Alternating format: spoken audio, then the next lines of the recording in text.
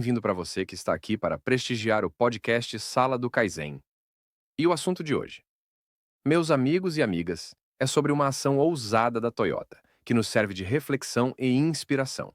Estou muito ansiosa e animadíssima para o nosso bate-papo de hoje. E claro, se você gostar do nosso conteúdo, não esquece de deixar aquele joinha que nós adoramos. Mas me diga, que ousadia foi essa da Toyota? Eles pegaram a fábrica mais quebrada da América, fizeram uma aposta maluca e, em um ano, deram aula para todo o mundo corporativo. Você nunca mais vai ver gestão da mesma forma depois disso. O tema de hoje é daqueles que fazem a gente repensar tudo o que sabe sobre liderança, cultura e concorrência. Eu sou João Vitor, apaixonado por processos. E eu sou Duda Nunes, entusiasta do comportamento humano. Hoje a gente vai mergulhar nessa história real e inacreditável da Numi, a fábrica que virou símbolo de transformação, e entender como cultura organizacional e liderança podem mudar tudo, até nas situações mais caóticas. Bora nessa? Porque esse episódio tá cheio de lições poderosas para quem quer liderar melhor, inovar de verdade e, quem sabe, até desafiar algumas verdades absolutas por aí. Não esquece de deixar o like e, mano, imagina uma empresa resolvendo abrir o jogo e ensinar todos os seus segredos industriais para o maior concorrente. Doideira total, né? Parece coisa de maluco, mas foi exatamente isso que a Toyota fez lá nos anos 80. E o mais louco, os resultados foram incríveis. Cara, isso faz a gente repensar tudo que sempre ouviu sobre concorrência nos negócios.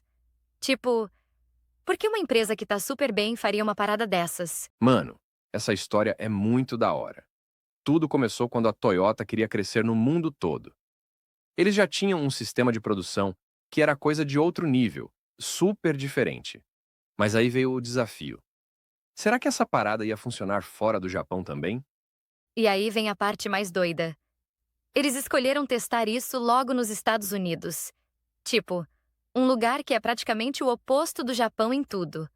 Cultura, jeito de trabalhar, mentalidade, tudo diferente. Exato. E não para por aí. Os caras ainda resolveram se juntar com ninguém, menos que a General Motors, para reabrir uma fábrica que tinha fama de ser uma das piores dos Estados Unidos. Tipo, sério? Era caos total lá dentro. A lendária Numi. Imagina só. Era uma fábrica com mais de 20% de absenteísmo e, tipo, umas 5.000 reclamações de funcionários rolando quando fecharam. Um verdadeiro caos. E sabe qual foi a decisão mais absurda, no bom sentido? Eles recontrataram 85% da mesma galera que era vista como problemática. Tipo, sério. Para você ter ideia, a produtividade média por funcionário era 40% menor do que em outras fábricas da GM. E mesmo assim, a Toyota apostou neles. Mano, isso aí tinha tudo pra dar ruim, né? Tipo, parece a receita perfeita pro desastre. Mas como é que eles conseguiram virar um cenário tão zoado assim? A jogada da Toyota foi revolucionária, mano. Em vez de ficar botando a culpa na galera, eles focaram no sistema. Levaram até os líderes do sindicato para o Japão e investiram pesado em treinamento. Tipo, visão totalmente diferente. E os resultados? Cara, foram simplesmente insanos. Em só um ano, a qualidade e a produtividade da Numi passaram na frente de todas as outras fábricas da GM nos Estados Unidos. Tipo, viraram o jogo bonito demais. O mais da hora disso tudo é que quebra total aquela ideia da antiga de que tem gente que nasceu para ser improdutiva. Nada disso. Eram os mesmos funcionários. Só que com um sistema diferente, os caras entregaram resultados absurdos. Mas aí vem a parte que mais me deixa encucada. Por que a GM levou, tipo, 15 anos pra aplicar essas mudanças nas outras fábricas? Qual foi a trava, sabe? Aí a gente chega num ponto-chave: cultura organizacional. A GM era super engessada, cheia de hierarquia e com décadas de jeitos antigos de fazer as coisas. E não é do dia para a noite que se muda isso, né? As pesquisas mostram que uma mudança cultural de verdade leva de 5 a 7 anos, em média. Mesmo assim, fala sério. 15 anos ainda parece tempo demais pra colocar em prática algo que estava claramente dando certo, né? É tipo ver a receita funcionando e demorar uma década e meia para testar. A real é que não era só copiar os processos.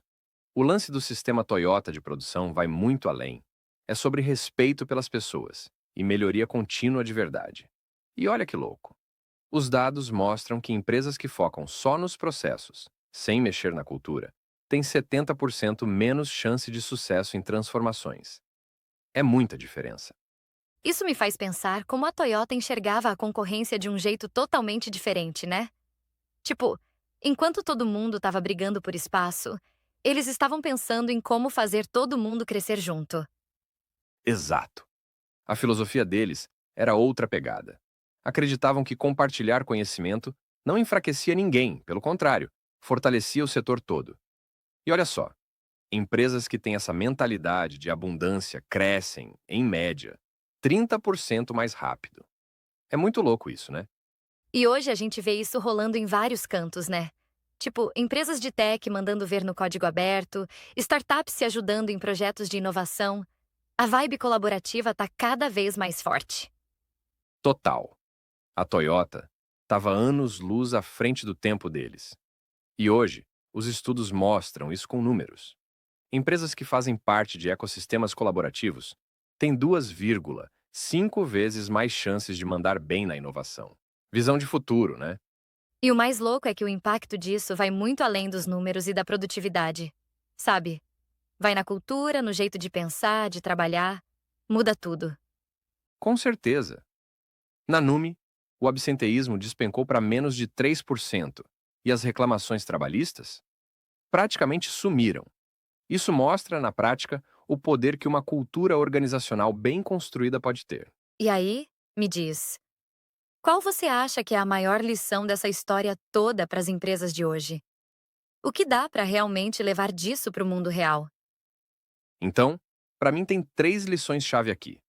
Primeiro, na maioria das vezes, o problema não está nas pessoas, mas no sistema. Segundo, compartilhar conhecimento pode ser uma baita vantagem competitiva. E terceiro, mudança de cultura de verdade leva tempo e exige comprometimento de verdade. Não tem atalho. E para a galera que está liderando e ouvindo isso agora, qual o recado que fica, né? O que dá para levar para a prática no dia a dia? A mensagem é bem clara. Sucesso de verdade, que dura, não vem de esconder segredo ou ficar no controle total. Vem de criar um ambiente onde todo mundo pode crescer e contribuir de verdade. E os números não mentem. Empresas com essa mentalidade têm uma taxa de retenção 40% maior. Uma lição que, sinceramente, continua super atual. Talvez até mais relevante hoje do que nunca. E que faz a gente pensar, né? Quantas verdades sobre gestão e liderança a gente ainda precisa repensar?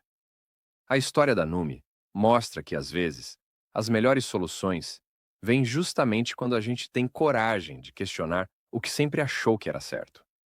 E é aí que bate aquela reflexão, né? Quantas verdades absolutas sobre gestão e liderança a gente ainda aceita sem questionar? A história da Numi mostra que, muitas vezes, as melhores ideias nascem quando a gente tem coragem de virar a chave e repensar até o que parecia intocável.